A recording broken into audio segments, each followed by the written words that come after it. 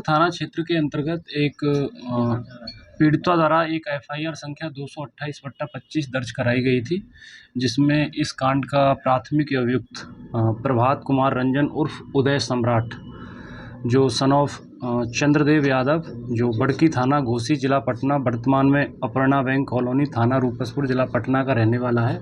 इस पर बड़े संगीन आरोप लगाए गए थे कि ये बिल्डर माफिया है और इसने बहुत सारे लोगों को फ्लैट्स का वादा करके उनको फ्लैट्स नहीं लौटाए हैं तथा लोगों की ज़मीन भी हड़पता है।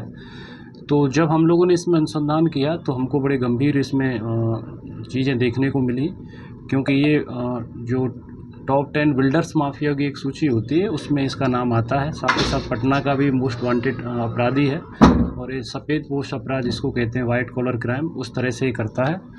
और इसको हम लोगों ने झारखंड के रांची से हमने अरेस्ट किया है और अभी इसको माननीय न्यायालय में भेजा जा रहा है।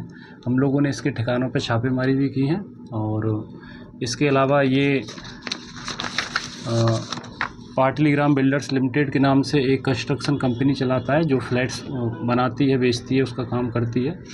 तो ये सारी चीज़ें इसकी संदेह के घेरे में हैं। इसका एक लंबा चौड़ा आपराधिक इतिहास है। पूर्व में इसको special task force STF Bihar के द्वारा भी पकड़ा गया था। अब चूँकि इस बार हमें इसमें वरीय पुलिस अधीक्षक महोदय द्वारा भी दिशा निर्देश प्राप्त थे, तो हम लोगों ने इसमें इसको अरेस्ट किया है और इस पर 60 से ज़्यादा केस विभिन्न बिहार के ज़िलों के साथ साथ पटना के विभिन्न थानों में दर्ज हैं। अभी जो हमें रिकॉर्ड्स के रूप में मिले हैं, इसमें हमने 25 तो इसमें रजिस्टर किए हैं, जिसमें ईडी की कंप्लेंट भी है, सीबीआई का केस भी है, सेवर में भी है। तो इस तरह से इसको भेजा जा रहा है।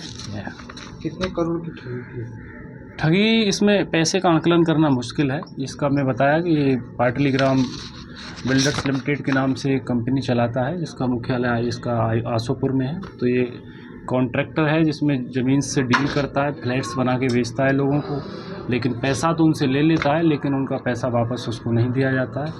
तो उसमें करोड़ों क्या उससे ज़्यादा भी इसमें चीज़ें हो सकती हैं पैसे का, क्योंकि मैं जैसा बताया कि लगभग 60 से ज़्यादा हम लोगों को पता चल रहा है कि इसके पास केस हैं।